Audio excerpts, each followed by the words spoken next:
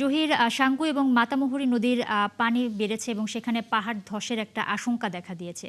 পাহাড়ের পাদদেশে যারা বসবাস করছেন তাদেরকে সরিয়ে নেওয়ার প্রক্রিয়া আপনি দেখতে পাচ্ছেন কিনা সেটা জানাবেন, এবং সেই সাথে সংযোগ যে সড়ক রয়েছে সেটাও বিচ্ছিন্ন হওয়ার একটা আশঙ্কা রয়েছে। এ বিষয়ে কি তথ্য রয়েছে সেটাও যদি বলেন। আপনার এই টানা বা বর্ষণ 4 দিনের টানা বর্ষণ অব্যাহত আছে। এখনো কিন্তু মুষলধারায় ভারী বৃষ্টিপাত হচ্ছে। এখানে কিন্তু গতকাল রাত থেকে কিন্তু ব্যাপক পাহাড় ধসের ঘটনা ঘটেছে, এবং এই যে আজকে যে শুধু জেলা শহরেই প্রায় 60টি বসতঘর আসলে পাহাড় ধসে কবলে পড়েছে। আমি একটু আপনাদের দেখা যায় আমার পিছনে যে ইয়েটা দেখতেছেন সেটা সেটা একটু দেখেন। ওই যে পাহাড় ধসে সে বড় একটা বাড়ির একটা অংশ ভেঙে ধসে পড়েছে। আর এখানে জেলা প্রশাসন এখন পুলিশ বাড়িতে, আমি কালাঘাটা বড়ুয়াপাড়া এলাকায় দাঁড়িয়ে আছি। আমার থেকে প্রায় 50 ফিট নিচে কিন্তু এই যে জেলা প্রশাসন, সেনাবাহিনী এবং ফায়ার সার্ভিসের লোকজন এখানে লোকজনকে নিরাপদ স্থানে সরে যাওয়ার জন্য অনুরোধ জানাচ্ছেন, ওনার সাথে আলাপ আলোচনা করছেন। আর এখানে যে সাঙ্গু মাতামুহুরী নদী কিন্তু বিভিন্ন সীমার উপর দিয়ে কিন্তু প্রবাহিত হচ্ছে।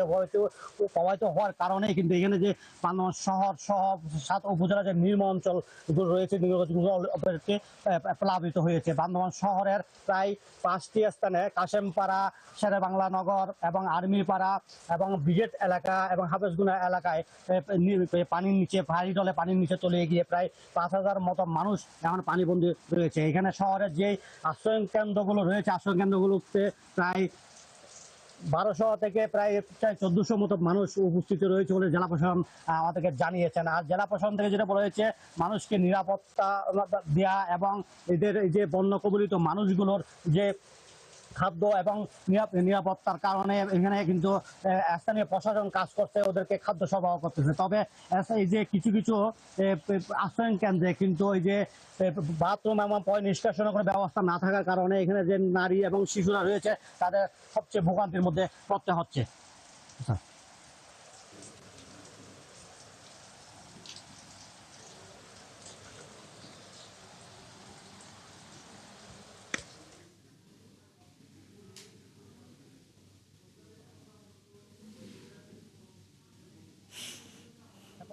আর এখানে যে লুমা, থানচি এবং এবং আলীকদমের যে পাহাড়ি এলাকা রয়েছে, পাহাড়ি এলাকাগুলোতে কিন্তু যে ভারী বর্ষণ এবং পাহাড় ধসের কারণে সড়ক যোগাযোগ বন্ধ হয়ে গেছে। বিশেষ করে রুমা এবং রংছড়িতে এই ঘটনা ঘটেছে।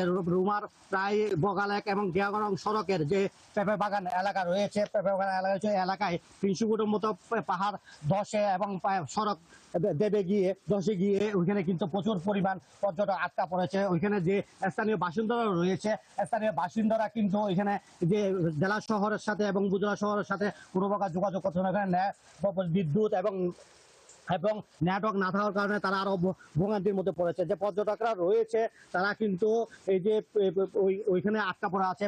আপনার ইয়াতে কিয়াগরং এলাকায় অসংখ্য বকালেক এবং রুমা যারা ছিল তারা কিন্তু শহরে নিরাপদে শহরে পৌঁছে গেছে। আর এই জেলা প্রশাসন, উপজেলা প্রশাসন যেটা জানে, উপজেলা প্রশাসন যেটা জানিয়েছে, ওনারা বলছে যে পাহাড় ধসে যে সড়ক দেবে গেছে, এসব সড়ক দেবে পর্যটকরা এবং স্থানীয় লোকজন যেমন নিরাপত্তা থাকে এবং নিরাপদে শহরে আসতে পারে সেই জন্য ফায়ার সার্ভিস এবং রেড ক্রিসেন্ট এবং অন্য অন্য যে সংস্থা, সেনাবাহিনী সহ অন্য অন্য যে সংস্থা আছে তারা কাজ করে যাচ্ছে। বুঝছো?